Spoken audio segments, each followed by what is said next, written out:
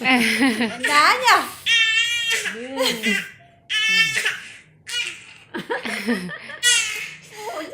Đánh đá chưa? Đúng rồi, đúng rồi, đúng rồi. Thằng kia vồ tay em bỏ miệng cho xem. Đấy, thằng kia tấm cái tay em rồi. Đấy cũng chặt lắm bao giờ nó thả Thấy chưa?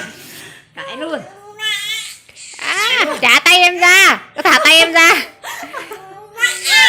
Thả tay em ra. Hắn đang bảo là thả tay em ra đấy. Thả tay em ra.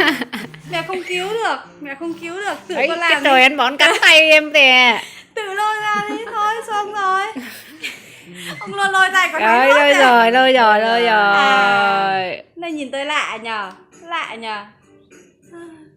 Em đi chợ đi hả? Đi. Mẹ có gì đấy?